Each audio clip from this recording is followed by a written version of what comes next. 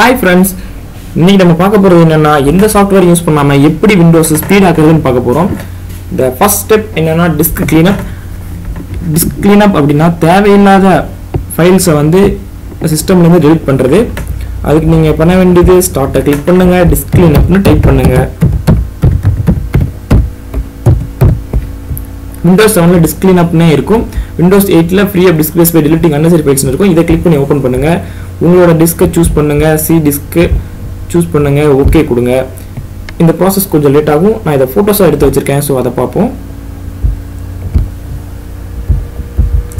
அந்த process endingல இந்த மாதிரி ஒரு tab ஓபன் ஆகும். இது மாதிரி ஒரு tab ஓபன் ஆகும். இது போட்டோஸ்ல காட்றேன். இந்த மாதிரி ஒரு tab ஓபன் ஆகும். இல்ல டவுன்லோட் ப்ரோகிராம் ஃபைல்ஸ்ல டிக் இருந்துச்சுனா அந்த டிக்கை எடுத்து விடுங்க. இது மூணுலயும் டிக் பண்ணுங்க. அதுக்கு அப்புறம் இத கீழ drag பண்ணுங்க, scroll பண்ணுங்க. scroll பண்ணீங்கன்னா இது மாதிரி ஓபன் ஆகும். இதுல எது டிக் இல்லாம இருக்கோ எல்லாத்தையும் டிக் பண்ணுங்க. அடுத்து ஓகே பிரஸ் பண்ணுங்க.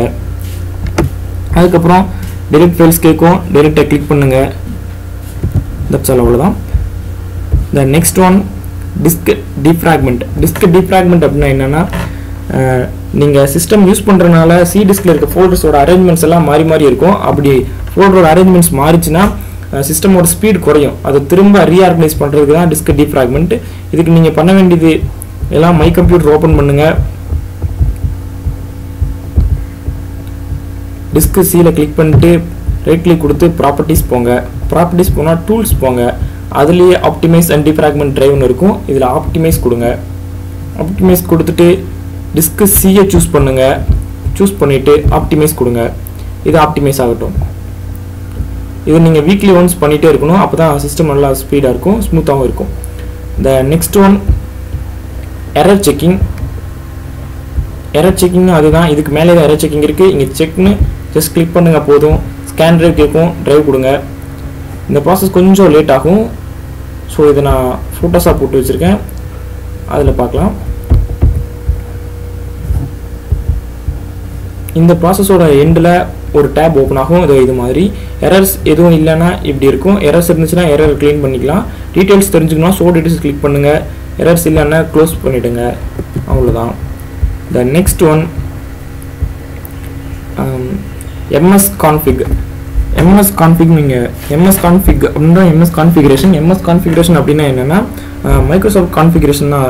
அது சிஸ்டம்ல OS போடும்போது என்ன கான்ஃபிகரேஷன் இருக்கோ அது அப்படியே இருக்கும்.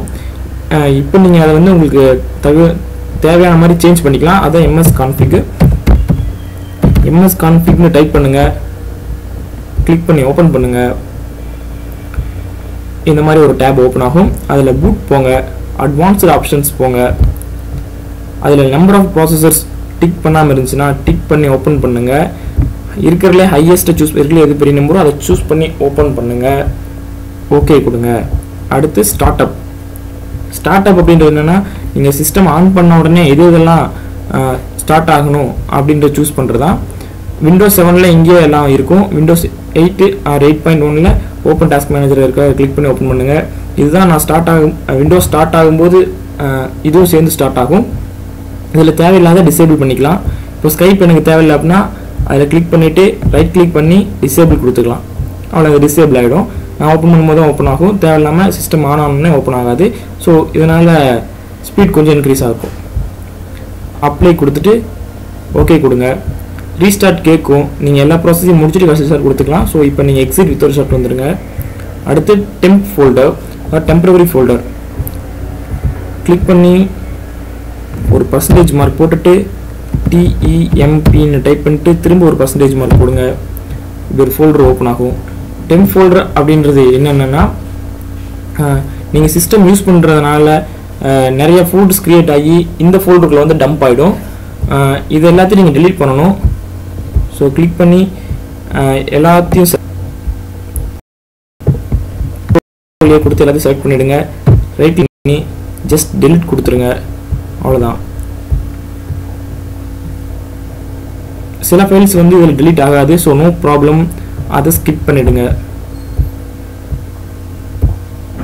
அவ்வளோதான். இந்த ப்ராசஸை பண்ணினாவே உங்களோட சிஸ்டம் ஓரளவுக்கு பழைய ஸ்பீடு வரும். இதுக்கு மேலே வரக்கூடியதை நான் நெக்ஸ்ட் வீடியோவில் சொல்கிறேன்.